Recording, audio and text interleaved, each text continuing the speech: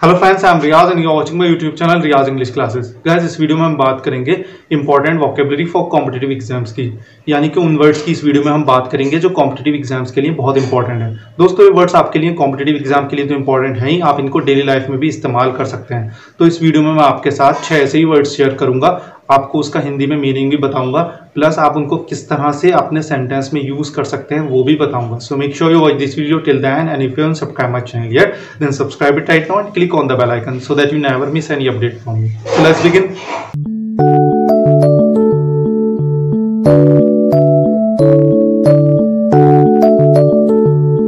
दोस्तों, इसमें सबसे पहला वर्ड आता है क्विंटेसेंशियल। क्विंटेसेंशियल का क्या मतलब होता है? इसका मतलब होता है सर्वोत्कृष्ट या आदर्श रूप। आइए इंग्लिश में इसकी डेफिनेशन देखते हैं। रिप्रेजेंटिंग द मोस्ट परफेक्ट और typical example of a quality और क्लास, यानी किसी चीज की क्वालिटी या क्लास का सबसे बेहतरीन एग्जाम्पल क्विंटेसेंशियल कहलाता है। आइए एग्जाम्पल से समझते हैं।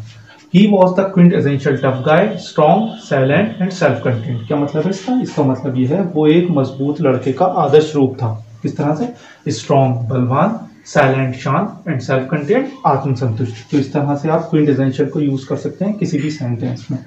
आइए देखते हैं सेकंड वर्ड कौन सा है। सेकंड वर्ड है इसमें रिक्यूपरेट। रिक्यूपरेट का क्या मतलब होता है? इसका मतलब होता है स्वस्थ हो जाना या फिर से हेल्दी हो जाना। आइए इसकी इंग्लिश में डेफिनेशन देख लेते हैं। रिकवर फ्रॉम इलनेस और एक्सर्शन, इसका क्या मतलब है? इसका मतलब है किसी बीमारी से या फिर मेहनत करने के बाद जो बॉडी दुखती है उससे रिकवर कर जाने को हम रिक्यूपरेट बोलते हैं। आइए एग्जाम्पल से समझते हैं। एग्जाम्पल है the lack of sleep can also have a deleterious effect on the body's ability to recuperate from exercise, injury, surgery और इलनेस। क्या मतलब है इसका? इसका मतलब है एक्सरसाइज से, इंजरी यानी चोट से, सर्जरी से या इलनेस यानी बीमारी से रिकवर करने की जो बॉडी की एबिलिटी होती है उस पर नींद की कमी का यानी लैक ऑफ स्लीप का डेलेटेरियस इफेक्ट यानी बहुत बुरा प्रभाव पड़ता है। तो आप किस तरह से रिक्यूपरेट को इस तरह से यूज कर सकते हैं किसी भी सेंटेंस में। आइए देखते हैं इसमें थर्ड वर्ड कौन सा है। थर्ड वर्ड है इसमें अलेज। अलेज, इसका क्या मतलब होता है? इसका मतलब होता है बिना सबूत के आरोप लगाना, किसी पे आरोप लगाना, वो भी बिना किसी प्रूफ दिए। आइए इसको हम इंग्लिश में और देख लेते हैं इसकी definition. To say that someone has done something illegal और रॉन्ग विदाउट गिविंग प्रूफ, यानी बिना प्रूफ दिए, बिना कोई भी सबूत दिए किसी पर इल्जाम लगाना कि उसने कोई इलीगल काम किया है या गलत काम दिया है, उसको गलत काम किया है, उसको हम अलेज बोलते हैं। क्या बोलते हैं? अलेज। आइए अब इसको एग्जाम्पल से और समझ लेते हैं। एग्जाम्पल से हम देखते हैं, इसमें लिखा है she is alleged to have stolen more than $50,000 over the course of several years. क्या मतलब है इसका? इसका मतलब है उस पर ये आरोप है कि पिछले कुछ सालों के पीरियड में उसने $50,000 से ज्यादा चुराए हैं। तो अलेज्ड का मतलब होता है बिना किसी सबूत के किसी पर आरोप लगाना। दोस्तों, इस तरह से हम अलेज को यूज कर सकते हैं किसी भी सेंटेंस में। तो ये तो 3 वर्ड्स। अब इसी तरह हम 3 वर्ड्स और देख लेते हैं जो आपकी डेली लाइफ में और कॉम्पिटिटिव एग्जाम्स के लिए बहुत इंपॉर्टेंट है। चलिए देखते हैं।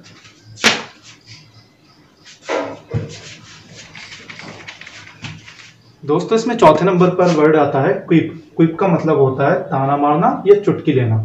इसको इंग्लिश में हम बोलते हैं विटी रिमार्क। विटी रिमार्क यानी कि मजाकिया टिप्पणी। आइए एग्जाम्पल से समझते हैं। She quipped, "Flattery will get you nowhere." क्या मतलब है? इसका मतलब है उसने ताना मारते हुए कहा या उसने चुटकी लेते हुए कहा Flattery will get you nowhere। Flattery मतलब चापलूसी। तो इसका मतलब है चापलूसी तुम्हें कहीं नहीं ले जाएगी। तो उसने मजाकिया अंदाज में ताना मारते हुए कहा चापलूसी तुम्हें कहीं नहीं ले जाएगी। तो दोस्तों, इस तरह से आप क्विप को यूज कर सकते हैं किसी भी सेंटेंस में। आइए देखते हैं फिफ्थ वर्ड कौन सा है। फिफ्थ वर्ड है रिकैल्सिट्रेंट। रिकैल्सिट्रेंट, इसका क्या मतलब होता है? इसका मतलब होता है आज्ञा ना मानने वाला या अड़ियल। इंग्लिश में डेफिनेशन देखते हैं। Obstinately defined of authority, difficult to manage. क्या मतलब है? इसका मतलब है किसी अथॉरिटी का जिद्दीपन से विरोध करना या डिफिकल्ट टू मैनेज, जिसको मैनेज करना मुश्किल हो। आइए एग्जाम्पल से समझते हैं। That is a class of 15-year-old recalcitrant children। क्या मतलब है इसका? इसका मतलब है वो 15 साल के बच्चों की, वो 15 साल के जिद्दी बच्चों की क्लास है। That is a class of 15-year-old recalcitrant children। recalcitrant children मतलब जिद्दी बच्चे। तो इस तरह से आप recalcitrant को यूज कर सकते हैं किसी भी सेंटेंस में। आइए देखते हैं सिक्स्थ वर्ड क्या है। सिक्स्थ और लास्ट वर्ड है ग्रेगेरियस। ग्रेगेरियस का क्या मतलब होता है? इसका मतलब होता है सामाजिक या आसानी से घुलने मिलने वाला। इसको इंग्लिश में हम बोलते हैं सोशल। क्या बोलते हैं? सोशल। आइए एग्जाम्पल से समझते हैं। She is outgoing and gregarious. क्या मतलब है इसका? इसका मतलब है वो मिलनसार और सामाजिक लड़की है।